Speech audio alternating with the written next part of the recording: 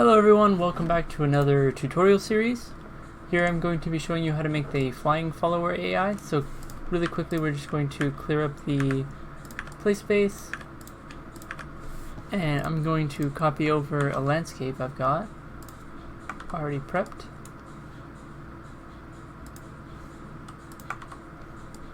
Perfect. We're going to clean up this little area here and play and make sure that we can do this. Perfect. And then clear out my clipboard. Get rid of this little helper. Get rid of the text. Cool. So what we need to do here is we need to create a new blueprints folder. And in it we're going to create two other folders. One's going to be called AI. Another's going to be called interface. And a last one called enums. And we're also going to create a folder in the root called materials. In the materials folder, we're going to just create really quickly a new material. This is going to be called emissive. It's going to be set to unlit. And we're going to get a vector parameter, which is going to be called color. And then we're going to get a scalar parameter called emissive, so we can control the strength of it. So the color we're going to set to a nice little blue over here, and we're just going to multiply these together. Give it the default values of 1 and 25, and the default of 2. Save that off. And just so we don't get blinded in the scene, we're going to add a post-process volume. This is going to be unbound. And its default exposure, if we look up exposure, min-max brightness, we need to uncheck these, and it's going to be set to 0.8 and 0.8. Perfect. Alright, so in our blueprints folder now, BP, we're going to create a new interface in the interface folder. This one's going to be called BPI follower talk. And in it, let me just confirm something over here. We're going to have three functions. One's going to be called flying player query, another one called command follower, and lastly one called add follower. So our input is going to be an actor. This is for the add follower, and it's going to be called the name of the variable is going to be called new actor. For command follower, we'll get to that in a second, and then for flying player query, we're going to add a few variables here. One's going to be a rotator, and then we're going to have two more vectors. And lastly, one float, which is going to be the speed. So the rotator is going to be the rotation. The two vectors are going to be left and right. And the float is going to be speed.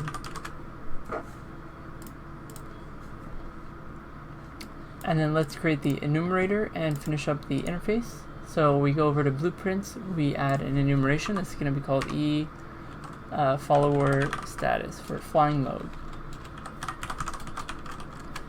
And then in the enumerators, we're going to add two. One's going to be called following, and one's going to be called exploring. Save that off, and then in our command follower we're going to add this enumerator as the type. So we're going to go flying mode, save that off, and we're going to call this new mode. And add follower is all set up, so that's all done. Now what we need to do is in the AI folder we're going to create a new pawn, and it's going to be called BP follower. We're going to add a cone, or actually what we can do is do static mesh, and then over here do cone. Either way, same thing. And our scale is going to be 0.4, and if we just undo that and lock it, they'll change all together, and we're going to rotate this over. Perfect. So now what we need to do is go to our world settings, set the game mode, and we need to find our character. You can also go to Content, Third Person BP, and Blueprints, and open up our player. Under the Mesh category, what we need to do is we need to add a Scene component, and this is going to be the location. It needs to be under, so when we click this little arrow, the scene pops out, and we can click on it, we can move it up and out. So it's behind the player and off to one of the sides.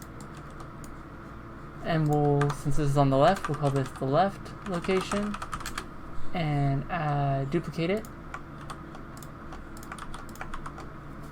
and have it be the right location.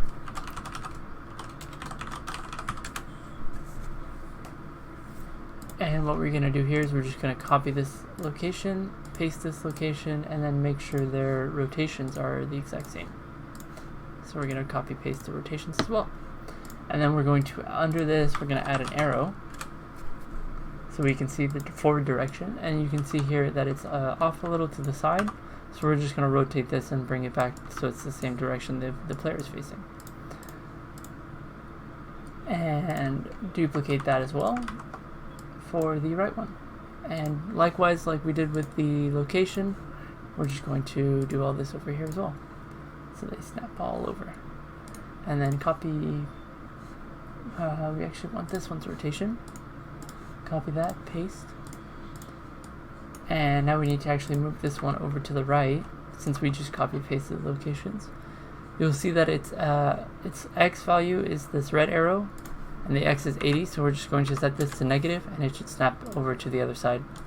And now what we have is two little arrows on both sides of the player. So we go over to class settings here, and we're going to add this interface. So this is follower talk, and we'll set that as follower talk. And now in your interface, you should have a few different functions. So actually, I just realized we set up the flying player query wrong. My bad. So we're going to add 3, and we're just going to add back over. These need to be on the output rather than the input. So let's change that over.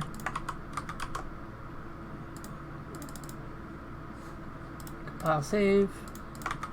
Rotation, left, right, speed.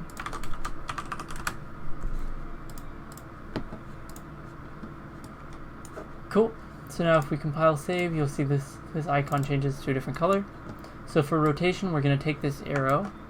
Since the reason we're taking the arrow rather than the mesh is you'll see that the mesh actually is at a different rotation, and so are these, so they'll get conflicting results. So we're going to take this and we're going to get world location, get world rotation, plug that in over here, and we're going to copy the get world location 2 times, and we need one for both the left and the right. Just make sure that if you have the right location, that it's plugging up to the right value, and the left to the left. Lastly, we're going to get character movement, get velocity, and get vector length. So we have a float value to represent our velocity speed. Save that off, and lastly, the last thing we need to do in the player is implement this add follower event. So to do that, we're going to have an array of actors. So we create a new variable, we set it type as actor, change its type to an array, and we're going to call this followers. And we're going to do add here. So every time a follower is created, we can reference it in the player. So now it's time to work back over in the follower. So we're going to apply this material that we created earlier as a blue emissive and go to the event graph. We don't need begin overlap and we don't need tick, so we can get rid of those. And what we need to do is we also need to implement this interface as well here. So we're going to call this follower talk. And the only message that it's going to receive is the command follower. So now we need to get player character, as we need a reference to the player, and we're going to promote this to a variable so we have a permanent reference and we don't need to keep calling this function, and we're just going to call this player. And it's good to stay organized at the beginning so you're not struggling later, so we're going to put that in its own category called base. Next we're going to check if it's valid and make sure that the player is actually a character, as the player can also possess a pawn. So if that fails, and depending on your game, you might have the player control the pawn. You want to make sure that the player is controlling the character that we're using. Alright, so after that we're going to add follower, and we need to make sure that it's the one that has the parentheses and says message, and that's if valid, and the new actor is going to be self, which is the follower itself. So now we need two timers, so we're going to do set timer by event. Copy this, paste it, drag it over, and what we're going to do here is we're going to promote to variable and drag that into this one, and then here as well we're going to promote to variable. So this first one is going to generate a new random offset, so we'll call this random offset timer, and this other one is going to handle all the updates, so we'll call this velocity update timer. For the event, we're going to do custom, and we'll do velocity update tick, and promote the time to a variable, and we'll call this the same thing, but we'll put a rate at the end of it. So it's tick rate. Looping is true on both of these, and also here we need to promote this time to a variable. So this is going to be random offset tick custom event, and this is going to be called generate random offset tick. And just to follow the same naming structure, we should probably set this to tick rate. So now what we need to do is might as well sort these into categories as well. So we'll do random offset as one category, and another velocity as movement updates, or just movement.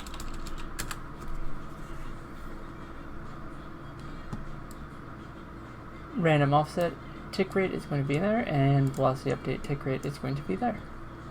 Now we need to make a new function. This is going to be called generate random offset.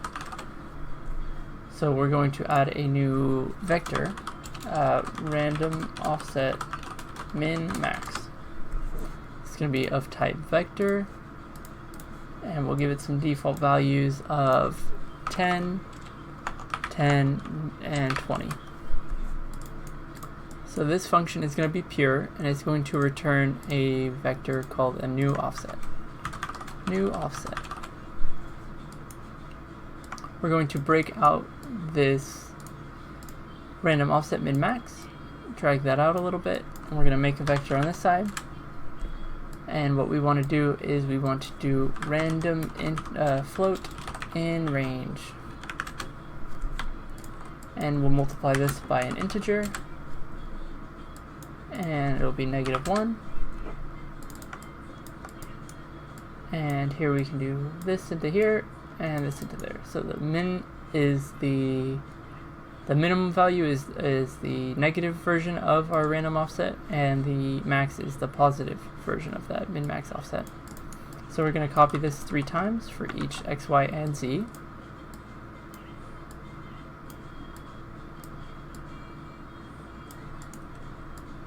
And just plug all those in.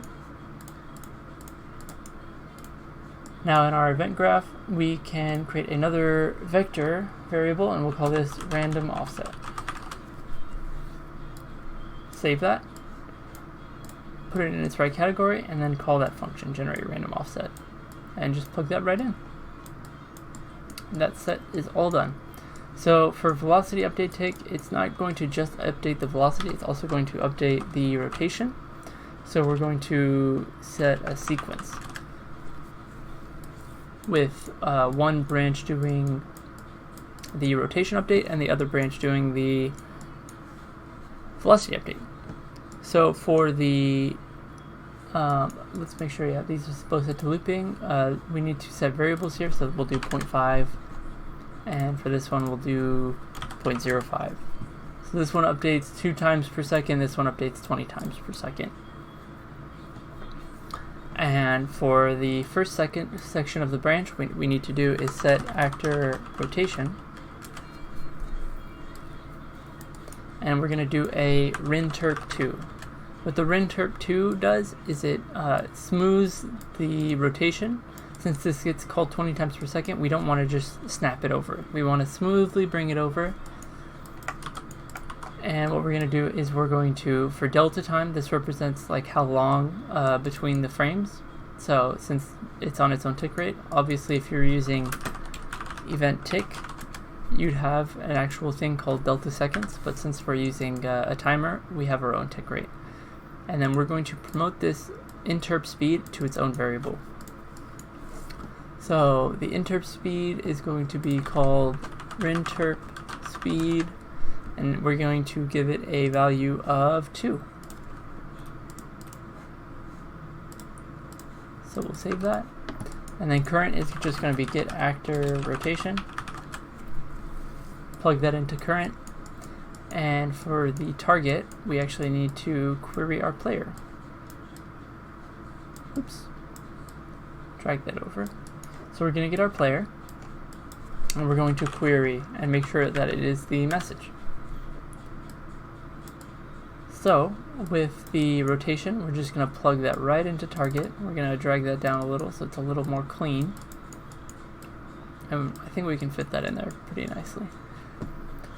So now for the left and right, we need a way to figure out which one is closer to our flying follower. So we're going to create a new function, and we're going to do get left right, get LR. This is going to be another pure function, and it's going to return a boolean, and it take in 2 vectors. So first one is left, second one is right, and the boolean is go right with a question mark. So for this, it's pretty simple. We're going to do get actor location and minus vector and minus vector. And for both of these, we want the length.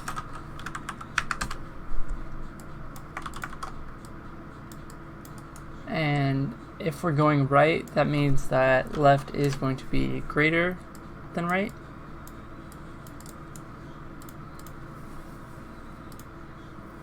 So now what we need to do is get LR and then feed in these left and right values. And we'll plug this one into a select. So if it's saying go right, and that is true, then we want the right value. And if it is going left, if it is false, then we want the left value. So from this, we're going to add that random offset that we created earlier. And we're also going to minus this vector by the get actor location. And what this will do is it will create, essentially think of it like if we have our follower AI right here, it would create an arrow coming from the player, from the follower to the player, so that way we have a direction to go to. And it would be, since it's on the left side, it would be, more specifically, it would face towards exactly this spot, plus that random offset that we generated.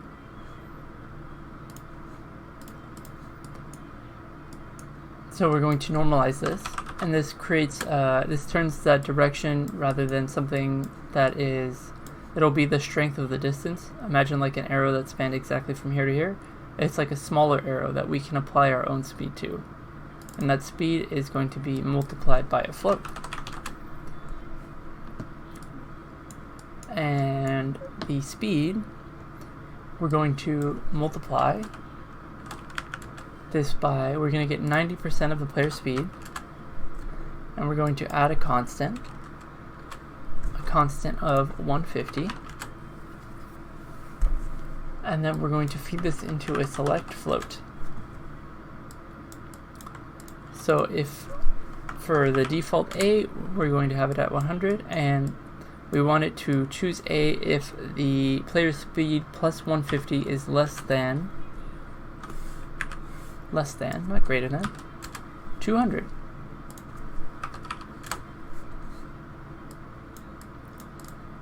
And we're just simply going to plug that new speed into the multiplication, so it's the flying follower speed. Now lastly, the only thing we have left to do is we need to add a floating pawn movement, and we'll take away all the deceleration here, and we're going to get velocity, and we're also going to set velocity. So we'll plug that into there, and we'll clean it up a little.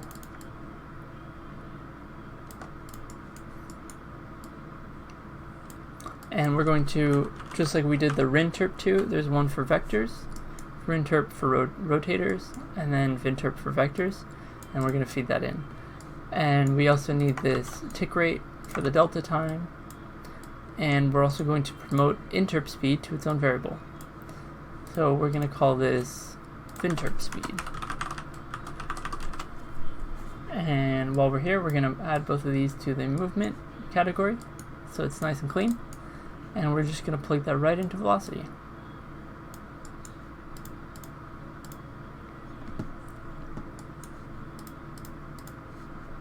And now let's give it a shot. So you'll see when we're moving, it's relatively slow, and when we move fast, it's following up, right, keeping right up with us.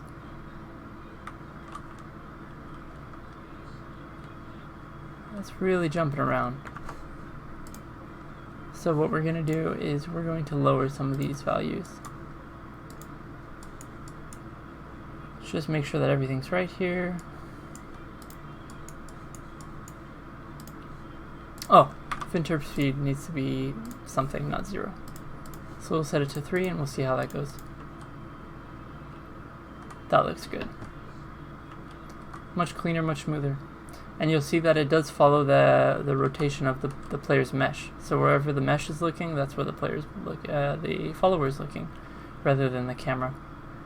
And one last thing, you'll see that the camera does clip out here a little bit when it goes in between the rotator and the camera. So what we're just going to do here is give it its own custom collision.